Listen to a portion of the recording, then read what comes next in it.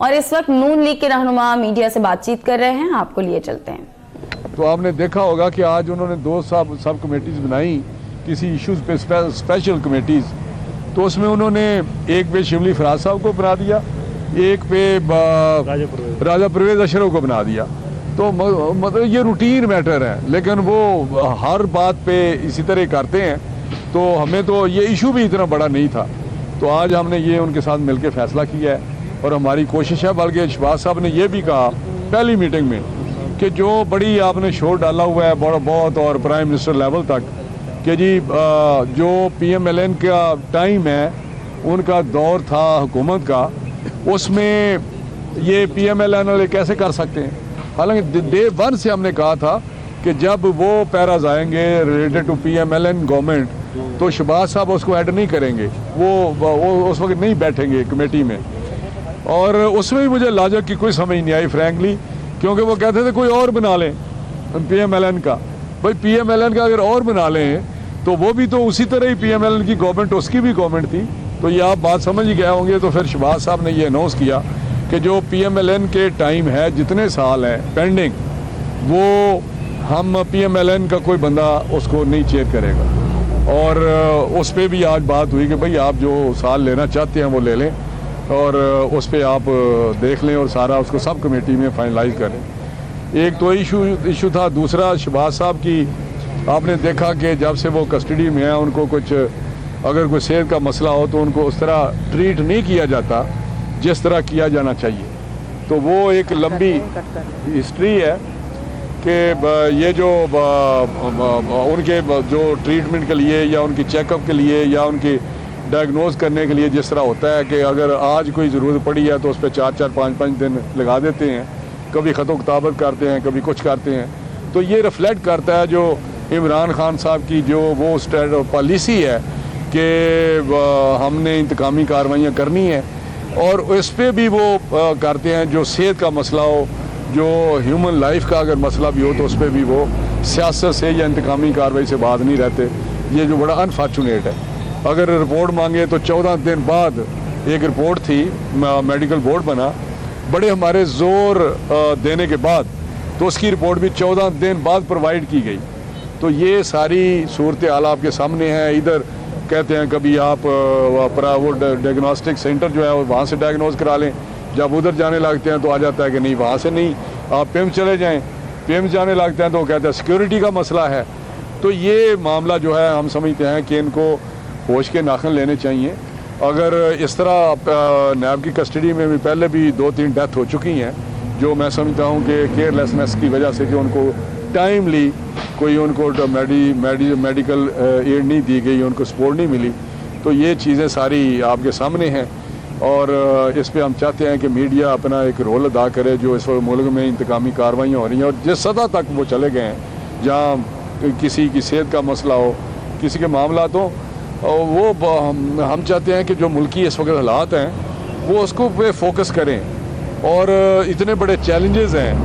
اور وہ چلے جاتے ہیں کبھی ہنٹنگ کے لیے، ایڈونچر کرنے کے لیے سندھ گورنمنٹ کی طرف چلے جاتے ہیں، جہاں آپ دیکھیں گے ڈالر جو ہے وہ اوپر سے اوپر جا رہا ہے، جی ڈی پی جو ہے وہ ڈکلائن کر رہی ہے، اسٹاک ایکسچینج جو ہے وہ آپ دیکھیں گے 37,000 پہ پہنچ گیا ہے، اکانومی جو ہے وہ بالکل ڈسٹ بین میں جا رہی ہے۔ اتنے بڑے چیلنجز ہیں، لیکن وہ لگے ہوئے ہیں کہ وینج ہنٹنگ پہ کہ میں نے پکڑنا ہے، میں نے مارنا ہے، میں نے ختم کرنا ہے۔ تو اس طرح تو میرا حال ہے، اب ساری دنیا کہہ رہی ہے بھائی اس طرح معاملات نہیں چلتے، آپ فوکس کریں اکانومی پہ، آپ فوکس کریں گڈ گورننس پہ، آپ طرز حکمرانی کا سوچیں، آپ اپنی پارٹی کے معاملات دیکھیں جو مختلف، یہ تو کہتے ہیں نا کہ یہ کلین گورنمنٹ ہے، لیکن یہ پتہ چل جائے گا آپ کو 6 مہینے سال بعد، جس طرح منڈی کھلی ہوئی ہے اسلام آباد میں اور جگہ جگہ ان کی گورنمنٹ نے کھولی ہوئی ہے، تو میرا حال ہے خرم صاحب بھی اس پہ بات کریں گے، کیونکہ اس میں کوئی 2-4 پوائنٹ ایسے ہیں بڑے امپورٹنٹ جو وہ بھی بیان کرنا چاہتے ہیں۔ شکریہ جی، بسم اللہ الرحمن الرحیم۔ میں صرف تمام حضرات کے شکریہ کے ساتھ یہ کہنا چاہتا ہوں کہ ہمیں یہ یاد رکھنا ہے روزانہ کہ وزیر اعظم وزیر داخلہ بھی ہیں، اور اسلام آباد کی جو ٹیریٹری ہے اس کے براہ راست ذمہ دار بھی وہ ہیں۔ بہت سارے جو ادارے وزارت داخلہ کے ماتحت ہیں ان کی کارکردگی کی ذمہ داری بھی ان کو اٹھانی پڑے گی. تو اس معاملے میں وہ لا علمی کا اظہار نہیں کر سکتے کہ مجھے تو معلوم ہی نہیں تھا کہ روپیہ گر گیا، اور پھر بعد میں وزیر خزانہ نے BBC کو انٹرویو دے کر کہا کہ ہم نے خود گرایا، انہوں نے اس کی ذمہ داری قبول کی اور میں نے بریف کیا. تو وزارت داخلہ کے معاملے میں پہلا سوال تو اٹھا تھا جب شہید طاہر داوڑ کو اسلام آباد کے وسط سے اغوا کیا گیا. 2 صوبائی حکومتیں جہاں PTI کی حکومت ہے وہاں ان کو رکھ کے گزار کے پھر بارڈر کراس ہوا اور اس بہادر پولیس افسر کو پھر قتل کیا گیا اور وہ واپس آیا. ہمیں نہیں معلوم اب تک کہ اس انویسٹیگیشن کا کیا بنا، اور نہ ہی اس معاملے میں کوئی کسی نے حکومتی سطح پہ بریف کیا ہے میڈیا کو، اپوزیشن کو، کہ اس کا کیا بنا. وہ اتنا بڑا ایک اندھوناک واقعہ ہوا، بلکہ انٹرنیشنل انسیڈنٹ بھی ہوا پاکستان افغانستان کی سرحد پر، لیکن ہمیں اس معاملے میں نہیں معلوم کیا ہوا. پھر ہم یہ دیکھ رہے ہیں کہ مستقل طور پہ کل جب کورٹ میں FIA کی رپورٹ پیش ہوئی JIT کے معاملے میں، تو اگر JIT کی رپورٹ FIA سے لیک ہوئی ہے سیاسی مقاصد کے لیے، تو پھر اس کی ذمہ داری بھی وزیر اعظم کو اٹھانی پڑے گی. ان کو یہ بتانا پڑے گا کہ یہ رپورٹ جو ہے، جس کے جو بھی سیاسی مضمرات ہوں اور قانونی طور پر وہ جو بھی اس کے اوپر عمل ہوگا، لیکن اس کا لیک ہونا ایک انتظامی ناکامی ہے. اور یہ بتائیں کہ پھر نہ صرف وہ ناکامی ہوئی بلکہ اس کا جو ہے وہ حکومتی عمائدین نے آ کر برملا اس کا استعمال کیا سیاسی لوگوں کو متون کرنے کے لیے. پھر ہمیں یہ بھی ان سے پوچھنا پڑے گا کہ جنہوں نے پچھلے 5 سال میں اپوزیشن میں ہوتے ہوئے درجنوں تقاریر فرمائیں اصغر خان کیس کے بارے میں، پھر ان کے ماتحت ادارے نے کس طرح یہ کہہ دیا، یا ان کی مرضی کے بغیر کہا گیا تب بھی وہ جواب دیں، اور اگر ان کی مرضی سے کہا گیا تب بھی جواب دیں کہ اصغر خان کیس میں شواہد نہیں تھے، اور اگر شواہد نہیں تھے تو پھر 24 سال پگڑیاں کیوں اچھالی گئیں اور اچھالنے والوں میں آج کے وزیر اعظم سر فہرست تھے. تو یہ سارے جوابات جو ہیں ان کو اپنی کارکردگی کے بارے میں دینے ہوں گے. معیشت کے بارے میں ہمارا جو تحفظات ہیں اور پریشانی ہے وہ بڑھتی جا رہی ہے، کیونکہ ہر گزرتے دن کے ساتھ پاکستان میں مہنگائی بڑھ رہی ہے. اور جو ابھی ہم فورسی کر رہے ہیں کہ اگلے سیشن میں جو بجٹ لایا جائے گا اس میں تقریباً 200 ارب کے نئے ٹیکس آ رہے ہیں، کوئی 150 ارب کی جو ہے وہ بجلی کی قیمت بڑھانے کی تیاری ہو رہی ہے، اور اتنی ہی قیمت جو ہے 200 ارب کے قریب جو ہے وہ گیس کی قیمت میں بھی مزید اضافہ ہوگا. تو یہ جو ناقابل برداشت بوجھ ہے، جس پہ ہمیں یہ بھی سنایا جاتا ہے کہ جی پتہ نہیں ہم IMF کے پاس نہیں جائیں گے، میں یہ آپ کو ضرور سامنے رکھنا چاہتا ہوں کہ ہماری نظر میں تو یہ لگ رہا ہے کہ نوکری سے پہلے چاکری کی جا رہی ہے، کہ سارے جو مطالبات تھے IMF کے وہ مان کر پھر IMF کے پاس جائیں گے. اور ہم حیران ہیں کہ وہ حکومت جو ایک منی بجٹ لا چکی ہے وہ دوبارہ منی بجٹ لے کر آ رہی، جبکہ جو مالی سال ہے وہ اپنے اختتام کے قریب اب جا رہا ہے، آدھا گزر گیا ہے اور آدھا اب ہونے والا ہے. اور اس کی جو نقصان ہے وہ پاکستان کے رہنے والے جو ہیں ان کو اٹھانا پڑ رہا ہے. کسانوں کو اٹھانا پڑا ہے جن کو اس دفعہ کھاد مسلم لیگ نون کے دور کے مقابلے میں مہنگی ملی ہے، بعض انسٹنسز میں ڈبل قیمت پہ ملی ہے.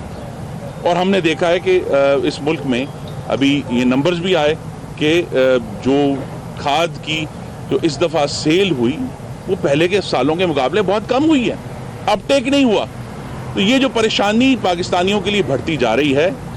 اس پہ بھی ہم حکومت کی جو یہ غریب کش معاشی پالیسیاں ہیں اس پر بھرپور احتجاج کریں گے، مزاحمت کریں گے انشاءاللہ. اور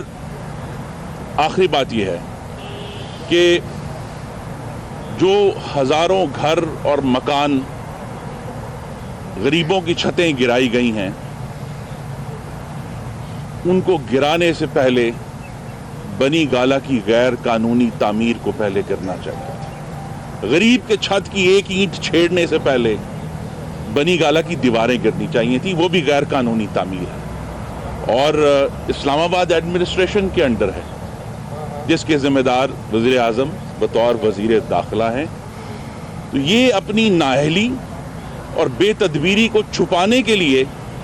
ये सिंध गवर्नमेंट जैसे स्टंट शुरू करते हैं कि जब ये सारा एक सियासी गुफ्तगू शुरू हो जाएगी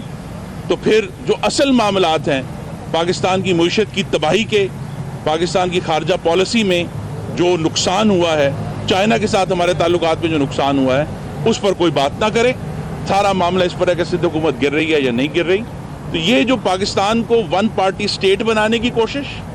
पाकिस्तान को मुआशी तौर पर कमज़ोर करने की कोशिश, ये हुकूमत जो है ये पाकिस्तान के लिए तबाही बनकर आई है। और यूं लगता है कि ये आज चूंकि साल का पहला दिन है नए साल का, ये 2019 में उल्टे पैरों दाखिल होना चाहते हैं। इनका मुंह माजी की तरफ है कि लिहाजा माजी के लोगों को नहीं छोड़ेंगे। तो बजाय ये कि वजीर दाखिला जो कि वजीर आज़म हैं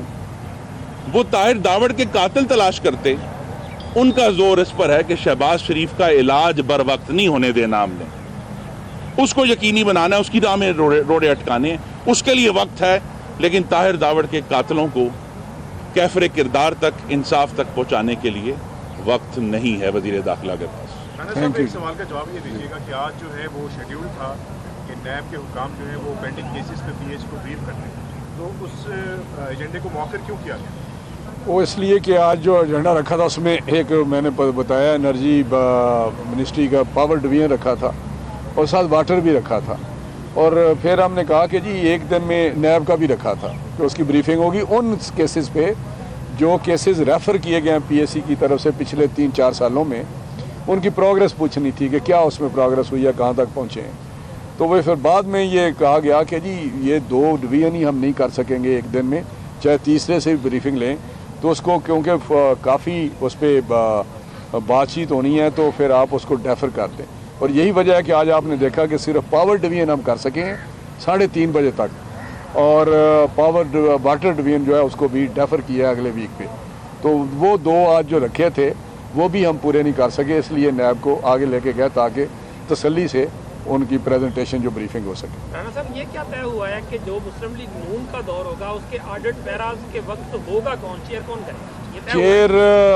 या पीटीआई वाले होंगे या पीपल्स पार्टी वाले होंगे। जो 4 साल हमारे हैं या 2-3 साल रह गए हैं उस पर ये,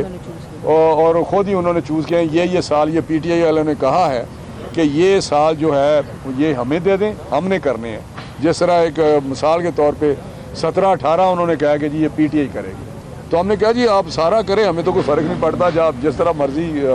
देखना चाहें देख लें। तो ये तय हुआ है। राणा साहब, जो चेयरमैन सेनेट की तब्दीली के हवाले से कुछ पीपल्स पार्टी के रहनुमाओं ने बात की, तो क्या इस हवाले से कोई रास्ता किया है आप लोगों से उन्होंने किसी सतह पर? जी मेरा ख्याल है 1-2 दिन में कंबाइंड अपोजिशन इकट्ठी हो रही है और इस किस्म के जो इशू हैं वो डिस्कस करेंगे, इंशाल्लाह उस पर कोई फैसला करेंगे। Thank you very much. Thank you. Office कब बना रहे हैं जी अपना नून लीग का? ऑफिस शुरू हो गया ऐसे बदल लिया जाएगा ठंड में।